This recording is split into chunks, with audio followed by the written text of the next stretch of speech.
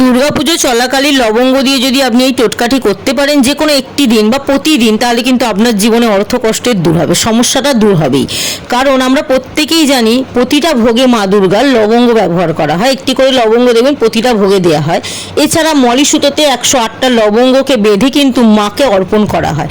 এই অর্পণ করার ফলে কি হয়, সংসারের যত মানুষ আছে সকলেই কিন্তু অর্থ কষ্ট দূর হয় এবং সংসার থেকে নেতিবাচক শক্তি কিন্তু যাতে বিদায় হয়, তার জন্যেই কিন্তু এই মালাটা মাকে পরানো হয়।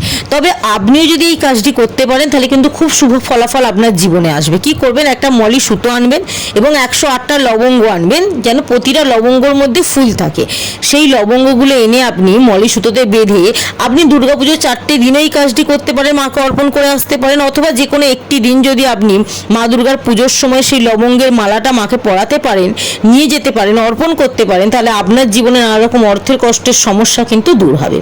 এটা আপনারা যে কোনো একটি দিন আপনারা করে দেখেন, দেখবেন শুভ ফলাফল আপনার জীবনে আসবেই।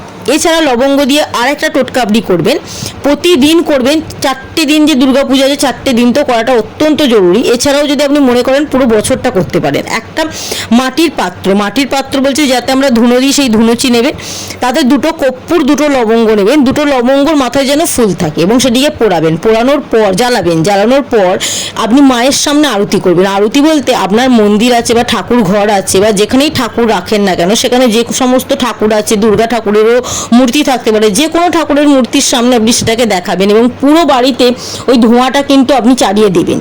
দেওয়ার ফলে কি হয়, কর্পূরের মধ্যে এমন একটা শক্তি আছে যেটা আমাদের সংসারে বাস্তু সমস্যা যদি থাকে সেই বাস্তু সমস্যা কিন্তু দূর করে। সংসারের মধ্যে যদি কোনো অশুভ শক্তি থাকে, নেতিবাচক শক্তি থাকে, সেটাকে কিন্তু আমাদের সংসার থেকে বার করে ইতিবাচক শক্তিকে প্রবেশ করার ক্ষমতা রাখে এই কর্পূর এবং তার সাথে লবঙ্গ যেহেতু আছে দুর্গাপুজো চলাকালীন। এই 4টে দিন আপনি এটা করুন, সকালবেলা সন্ধ্যাবেলা দুবেলাই করতে পারেন, অথবা শুধু সন্ধ্যাবেলা বা সকালবেলা যখন আপনার সময় হবে তখন করতে পারেন। দুর্গাপুজোর 4টে দিন করবেন, এই কর্পূর দিয়ে লবঙ্গ দিয়ে ধুনো তো দেবেন, তার সাথে কিন্তু পুরো বছরটা আপনি করতে পারেন। জীবন থেকে নেতিবাচক শক্তি দূর হবে এবং আপনার বাস্তু থেকে যদি কোনো নেতিবাচক শক্তি থেকে থাকে সেটাও কিন্তু দূর হবে। এছাড়া একটা কাজ করতে পারেন, আপনি প্রতি মঙ্গলবার করতে পারেন, অথবা দুর্গাপুজোর এই 4টে দিন যদি 4টে দিন সম্ভব না হয়, অষ্টমী এবং নবমী তিথিতে করবেন। কি করবেন, একটি পান পাতা নেবেন, তাতে 2টি লবঙ্গ রাখবেন, ফুল যাতে থাকে লবঙ্গর, সেই ফুলটা নিয়ে মানে পান পাতায় দিয়ে ভালো করে পান পাতার সমেত আপনি যে কোনো মন্দিরে গিয়ে, দুর্গা মন্দিরে গিয়ে দিয়ে আসতে পারেন। এতে কি হয়, আপনার যদি কোনো কাজে বাধা আসে সেই কাজে বাধাটা কিন্তু আস্তে আস্তে কাটতে শুরু করবে। দুর্গাপুজোর 4টে দিন অথবা অষ্টমী নবমী, আর যদি সম্ভব হয় প্রতি মঙ্গলবার, পুরো বছরের যে মঙ্গলবারগুলো পড়বে সপ্তাহে, সেই মঙ্গলবার যদি আপনি কোনো দেবী মন্দিরে গিয়ে রেখে আসতে পারেন ভালো। আর যদি নাও হয় তাহলে আপনার আশপাশে যদি কোনো হনুমানজির মন্দির থাকে, এই হনুমানজির মন্দিরেও কিন্তু প্রতি মঙ্গলবার এই কাজটি যদি আপনি করতে পারেন, তাহলে কিন্তু আপনার জীবনে যদি কোনো কাজে বাধা আসে সেই কাজের বাধা কিন্তু আস্তে আস্তে কাটতে শুরু করবে। তবে যে কোনো কাজই যদি করেন বিশ্বাস নিয়ে করতে হবে, ভক্তি নিয়ে করতে হবে। বিশ্বাস এবং ভক্তি যদি আপনার মধ্যে থাকে সে কাজ কিন্তু শুভ হতে বাধ্য, আর হবেই কিন্তু শুভ। তবে ভক্তি এবং ভরসা নিয়ে করবেন।